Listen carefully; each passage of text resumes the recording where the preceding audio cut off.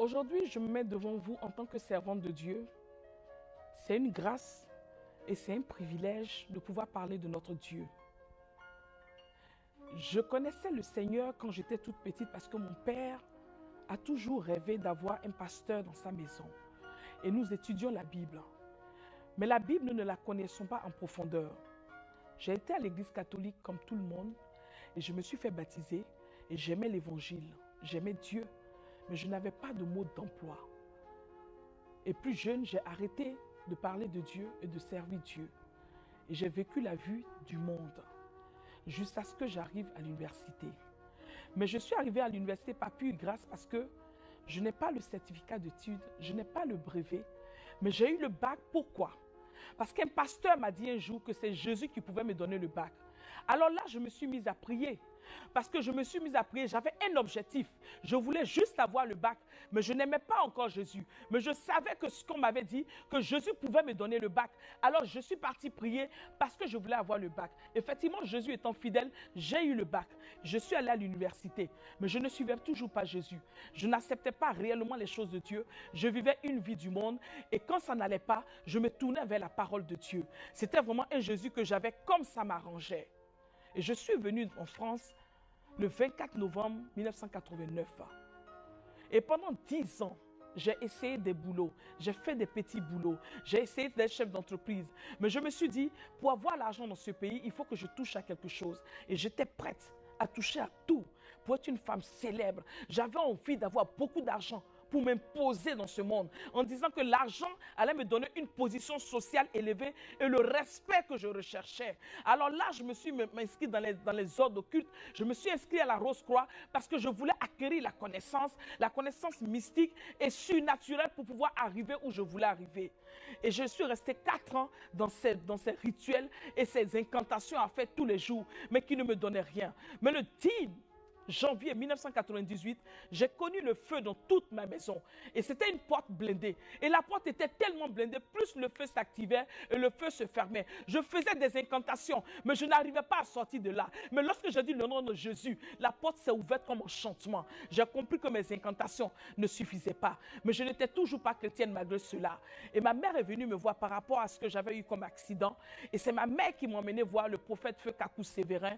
Et il m'a dit, tu as besoin de Dieu, sors de la Rose-Croix. Je trouvais qu'elle était quelqu'un d'un culte parce qu'elle n'avait pas mon savoir et qu'elle ne pouvait pas me parler de quelque chose qui pouvait m'édifier parce que ce n'était qu'une pauvre femme, puisque mon aide intellectuelle me faisait croire que j'en savais plus qu'elle. Et je suis partie à cette croisade. Mais à cette croisade, j'ai compris que l'évangile était vivant.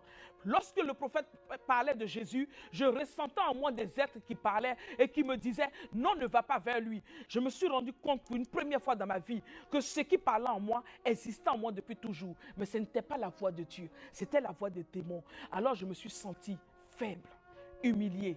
Et j'avais pitié de ma propre personne. Et quand on appelait les gens pour donner la vie à Jésus, j'ai donné ma vie à Jésus ce jour-là. Et c'est ce jour-là que j'ai compris que ce Jésus que je recherchais, cette paix que je voulais, est venue dans ma vie. Parce que le jour où j'ai donné ma vie à Jésus, j'ai dormi. Il est important de dormir. J'ai dormi. Parce que d'habitude, je ne dormais pas. Je n'avais jamais la paix.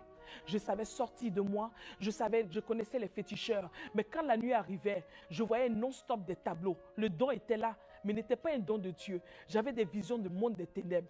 Mais le jour où j'ai reconnu Jésus comme Seigneur, Sauveur et Maître, ce jour-là, le vrai sommeil est venu dans ma vie. Et je me suis couché, j'ai dormi de minuit à 6 heures du matin, d'un sommeil profond. Je savais que je n'étais plus seul, que j'avais un Jésus avec moi. Et tout l'argent que j'avais n'a plus existé parce que ce jour-là, Satan m'a fait comprendre que j'avais changé de chemin. J'ai perdu tout ce que j'avais. Tout ce que j'avais acquis avec des incantations n'avait plus de raison d'être dans ma vie. Je ne pouvais pas manger. Je ne savais pas quoi faire, mais j'étais bien dans mon corps et dans mon esprit. J'avais la paix. La paix qu'on ne peut pas acheter. La paix que personne ne peut te donner. Parce que même quand tu vis le tourment, que tu habites dans un château, le tourment, personne ne peut te l'enlever. Mais Jésus m'a enlevé le tourment. Et j'étais en paix avec moi-même. J'ai tout perdu. J'étais au chômage. Mon mari et moi, nous ne travaillons pas. Nous n'avons presque rien à manger. Nous vivons dans une maison que nous ne pouvons même plus payer. Les arriérés étaient beaucoup. Nous devons presque 1 an de loyer. Nous avions la paix.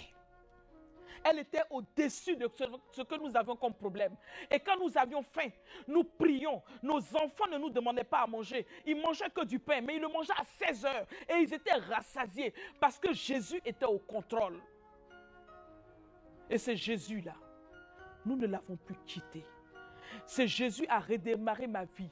J'ai eu un travail où je touchais 700 €. Parce qu'en entreprise, je m'étais donné un salaire en francs de 30 000. 30 000 à faire quoi? À vivre dans la débauche. Mais lorsque Jésus m'a donné un travail où j'avais 700 €, Jésus me dirigeait dans les 700 €. J'arrivais à manger, j'arrivais à dormir et j'arrivais à payer mon loyer. Parce que cette fois-ci, ce n'était plus moi qui vivais, mais c'était Christ qui vivait en moi. Que son nom soit béni, que son nom soit élevé. Que tout ce qui respire loue l'Éternel. Toi qui me regardes ce matin, je veux te dire que si tu n'as pas Jésus, tu n'as personne dans ta vie. Et si tu ne commences pas avec Jésus, ta vie n'a pas encore commencé.